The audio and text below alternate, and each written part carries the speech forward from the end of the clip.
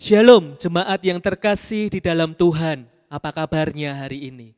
Bapak Ibu Saudara, tema renungan kita hari ini adalah menengadah kepada Tuhan di tengah kesalahpahaman. Pembacaan Alkitab kita terambil dari Ayub 16 ayatnya yang ke-20. Sekalipun aku dicemoohkan oleh sahabat-sahabatku, namun ke arah Allah mataku menengadah sambil menangis. Terjemahan Indonesia Sehari-hari mencatatnya, sambil menangis aku menghadap Allah minta bantuan. Bapak Ibu Saudara, siapa di antara kita yang tidak pernah disalahpahami? Semua pernah disalahpahami dan ngerti kalau disalahpahami itu tidaklah enak. Ketika kita sudah berusaha yang terbaik untuk melakukan apa yang benar, tetapi kita dituduh bahwa kita melakukan hal yang sebaliknya. Kita dituduh melakukan hal yang salah.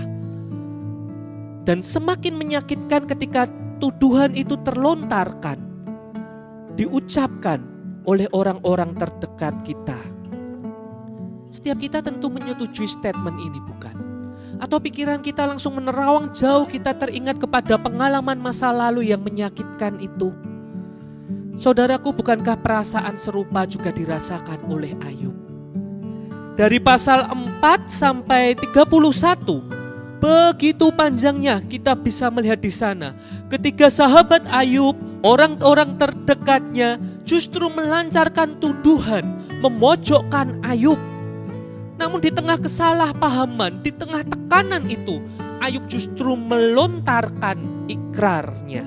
Apa ikrarnya? Ayub ngomong, itu mereka ngakunya sih hopeng, tapi mereka tuh mojokin gue. Tapi mereka malah nuduhin gue yang enggak, jelek-jelekin gue. Tapi it's okay. Mataku tetap tertuju kepada Allah. Keren bukan Bapak Ibu Saudara? Ayub tidak membiarkan hatinya hancur oleh tekanan, oleh tuduhan yang ada di sekitarnya. Tetapi Ayub memilih untuk menengadah kepada Tuhan. Kata menengadah dan menangis yang digunakan di bagian ini memiliki arti yang serupa dengan yang ada di Ratapan 2 ayat 19. Di sana ada tindakan mengerang berulang-ulang kepada Tuhan. Di sana ada tindakan menangis sepanjang malam. Di sana ada tindakan mencurahkan isi hati. Di sana juga ada tangan yang terangkat memohon pertolongan Tuhan.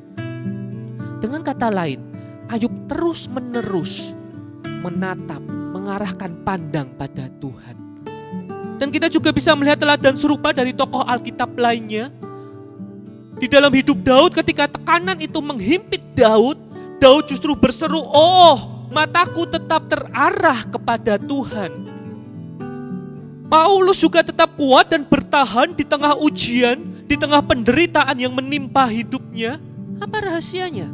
2 Korintus 10 mencatat, kami menawan segala pikiran dan menaklukkannya pada Kristus.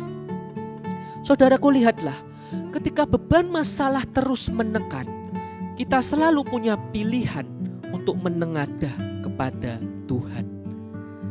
Di dalam hidup ada waktunya yang namanya rekan itu bisa salah paham. Bahkan orang terdekat kita terkadang bisa salah mengerti kita. Sahabat kita, pasangan kita, rasa-rasanya kok mereka ini gak memihak kita. Rasa-rasanya mereka ini justru seolah-olah berada di seberang sana, berseberangan dengan kita.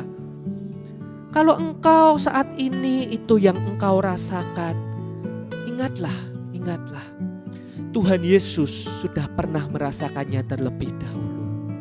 Kalau saat ini engkau disalah mengerti, Tuhan Yesus sudah terlebih dahulu disalah mengerti. Kalau saat ini engkau sedang difitnah dan kau merasa gak nyaman dengan itu, ingatlah, Tuhan Yesus sudah terlebih dahulu difitnah habis-habisan. Tetapi sama seperti Ayub, Yesus terus mengarahkan pandangnya kepada Bapa.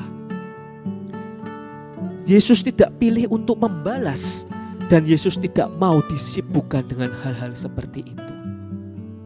Hari ini kita belajar solusi terbaik ternyata bukan soal membela diri.